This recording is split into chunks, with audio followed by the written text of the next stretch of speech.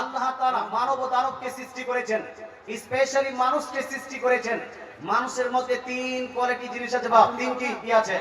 মানুষের দেহের বাহিরে আপনার সম্পদগুলো আছে, বাড়ি গাড়ি ইত্যাদি যা কিছু আপনি করেছেন, সম্পদ করেছেন, ফসল আবাদ করছেন, এটা আপনার সম্পর্কিত জিনিস। এই সমস্ত সম্পদের উপর যাকাত দিতে হয়। আপনার মধ্যেও আবার দুইটি জিনিস আছে, একটা হলো আপনার শরীর আর একটা হলো শরীরের মধ্যে আপনার আত্মা বা রূহ।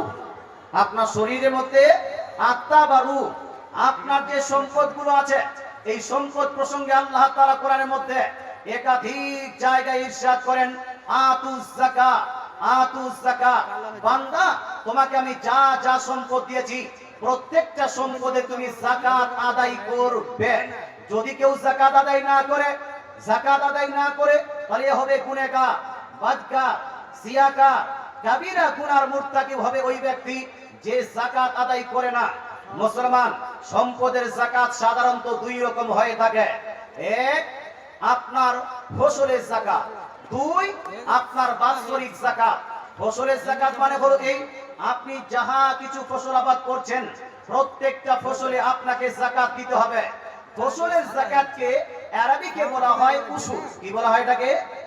ওসর, ওসর না উশুর কি বলেন জানি না। মুসলমান, ফসলের যাকাতকে উশুর দিতে, উশুর বলা হয়। আপনি শুধু জানেন ধান লাগিয়েছি, ধানে শুধু উশুর আছে।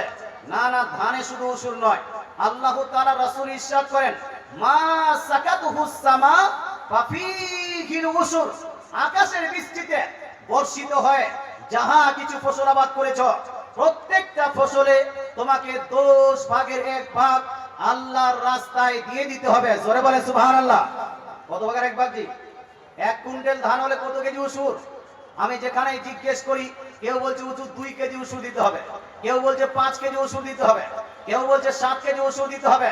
তবে আমার নবী, আপনার নবী বলেছেন, যেই ফসলটা তুমি আবাদ করেছো, যেই আপনার ফসলটা লাগিয়েছো, এই ফসল আসার পরে এই ফসল যদি আকাশের বৃষ্টিতে বর্ষিত হয়, আবাদ হয়ে থাকে, তাহলে সেই ফসলে তোমাকে উশুর দিতে হবে 10 ভাগের 1 ভাগ, 1 কুইন্টালে 10 কেজি। হযরত আলী রাদিয়াল্লাহু তাআলা থেকে বর্ণিত হাদিসের মধ্যে লিপিবদ্ধ আছে, আর যদি কোনো মানুষ নিজের সেচের মাধ্যমে ফসল আবাদ করে, জাতার মাধ্যমে, মার্শালের মাধ্যমে, সেলোর মাধ্যমে, টিউবওয়েলের মাধ্যমে, হাতে টোল করে আপনার যদি ফসল আবাদ করে থাকেন, তাহলে সেই ক্ষেত্রে আপনাকে দিতে হবে 20 ভাগের 1 ভাগ, 1 কুইন্টালে 5 কেজি। আলুতেও উশুর লাগে, ধানে উশুর দিতে হবে, গমেও উশুর দিতে হবে, সরিষাতে উশুর দিতে হবে। আলু, বেগুন, টমেটো যা লাগাচ্ছেন আপনি, প্রত্যেকটা ফসলে আপনাকে উশুর আদায় করতে হবে। কিন্তু বর্তমান সমাজের মুসলমান ঘরের মানুষ, আমরা উশুর ঠিকভাবে আদায় করি? করেন না। মুসলমান ঠিকভাবে যদি উশুর আদায় করতেন, আমাদের এলাকার মধ্যে দারিদ্রতা থাকতো না। ঠিকভাবে যদি উশুর আদায় করতেন, গরিব মিসকিন পাওয়া যেত না। ঠিকভাবে যদি উশুর আদায় করতেন, তাহলে মাদ্রাসাগুলো এইরকম ছোট করে থাকতো না। মাদ্রাসাগুলো ডেভেলপ করতো। এই বাড়িতে বাড়িতে গিয়ে চাঁদা করতে হতো না।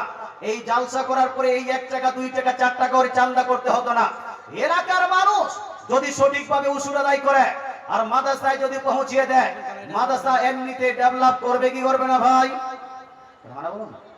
50 কুইন্টাল ধান হয়েছে, 5 কুইন্টাল ধান তো আপনাকে দিয়ে দিতে হবে, কিন্তু আপনারা তো দিচ্ছেন না।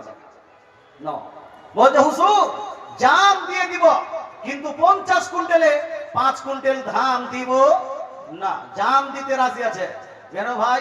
বলছে আমি লাগিয়েছি, হারভেস্টারকে টাকা দিয়েছি, তারপর ট্রাক্টরওয়ালাকে টাকা দিয়েছি, তারপরে ফসল আপনার সার সুফলার জন্য আপনি টাকা ব্যয় করেছি, তারপর আপনার পাইপ দেওয়ার জন্য ওখানে টাকা ব্যয় করেছি। এত টাকা খরচা করে আমি ধান পেয়েছি 1 বিঘাতে 7 কুইন্টাল বা 10 কুইন্টাল ধান পেয়েছি। এখন যদি এই 10 কুইন্টালের মধ্যে 1 কুইন্টাল দিয়ে দিতে হয়, তাহলে বহু বাচ্চাকে খাওয়াবো কি? নিজের সন্তানকে খাওয়াবো কি? নিজের পরিবার চালাবো কিভাবে? এইরকম কিছু মানুষের ধারণা আছে কি নাই? আছে কি নাই? আছে। কিন্তু আমি আপনাকে জিজ্ঞেস করতে চাই, বলুন তো, আপনার বহু বাচ্চাকে, আপনার স্ত্রীকে, আপনার মা বাপকে খাওয়াচ্ছেন কে? আপনি না আল্লাহ? এ জি, একটু জোরে বলুন। আল্লাহ।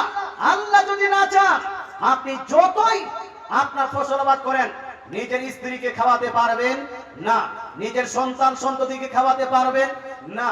1 বিঘা জমিতে 10 কুইন্টাল ধান হয়েছে এই বছর, আগামী বছরেও 10 কুইন্টাল ধান হবে, এটার গ্যারান্টি আপনি দিতে পারবেন? পারবেন? হ্যাঁ, আগামী বছর যদি 7 কুইন্টাল হয়ে যায় তো 3 কুইন্টালের জন্য কি করবেন? কোন ট্রাক্টরওয়ালার সঙ্গে মারামারি করবেন? হারভেস্টারের সঙ্গে মারামারি করবেন? ওই সার সুপুলে যেখানে নিয়েছেন সেখানে গিয়ে কি মারামারি করবেন যে কিভাবে সার দিলে 3 কুইন্টাল ধান কমলো কিভাবে? যদি আপনি মারামারি করতে যান, আপনাকে পাগল বলে ওই দোকান থেকে তাড়িয়ে দিবে মুসলমান। তাহলে যদি কম হয়ে যায় কিছু করার থাকে না।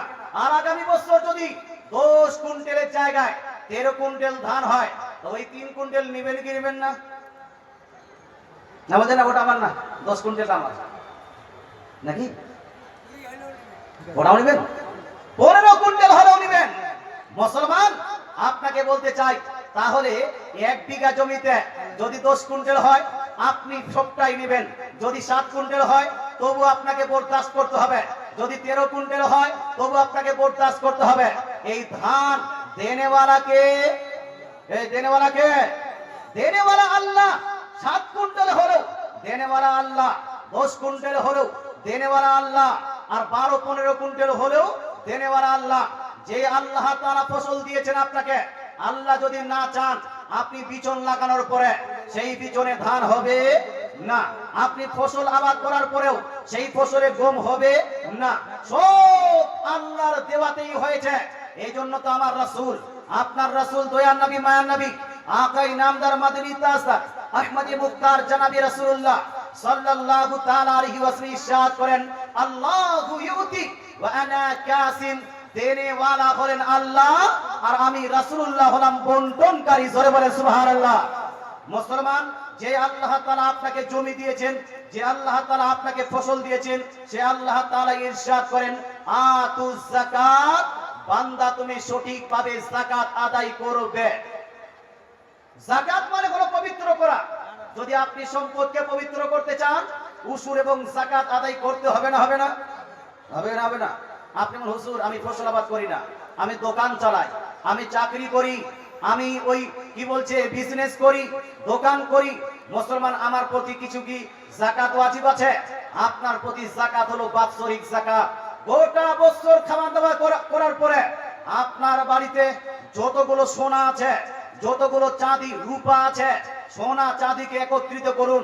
আপনার ব্যাংকে যতগুলো টাকা আছে সেটাও হিসাবে জয়েন করুন।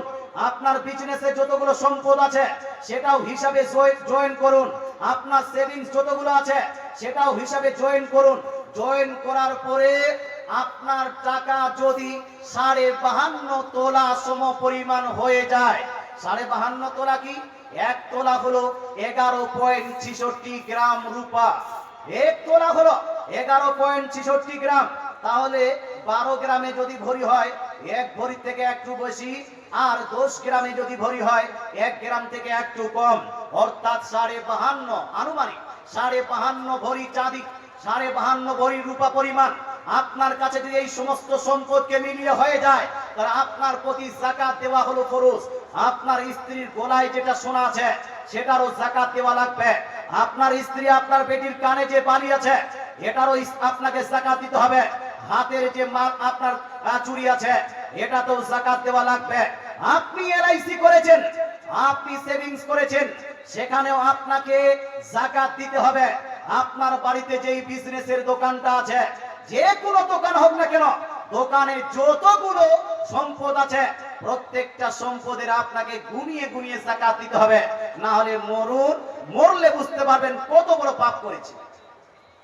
নামাজ, রোজা, হজ, যাকাত, এই 4টি জিনিস এমন যে আপনি যদি ঠিক জায়গায় আদায় না করেন, পরে যদি শুধু আস্তাগফিরুল্লাহ আস্তাগফিরুল্লাহ বলেন, মাফ হবে না। 10 বছরের নামাজ পরিত্যাগ করার পরে 20 বছর বা 25 বছর বয়সে গিয়ে কেউ যদি আল্লাহর কাছে তওবা করে, আল্লাহ আমি 10 বছরের নামাজ পড়িনি, আমাকে মাফ করে দিন, আল্লাহ ইজিলি আপনাকে মাফ করবেন না।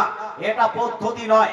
আপনি 10 বছর 15 বছর যাকাত আদায় করেননি, করেননি, 15 বছর পরে গিয়ে হাফ বিঘা জমি বিক্রি করে একবার হজ করে এসে যদি মনে করেন যে কাবা গৃহের পাশে গিয়ে আমি তওবা করেছি, সেহেতু আমার সব গুনাহ মাফ হয়ে গেছে, আদৌ মাফ হলো না। মুসলমান পদ্ধতি হলো এই, 10 বছরের নামাজ যদি আপনার ছুটে যায়, ওই 10 বছর নামাজকে মাফ করার পদ্ধতি হলো এই যে আপনাকে ওই 10 বছরের নামাজ কাজা আদায় করতে হবে।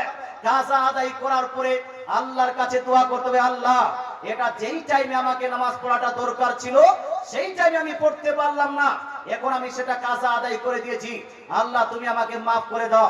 আল্লাহ তাআলা আপনাকে মাফ করে দিবেন।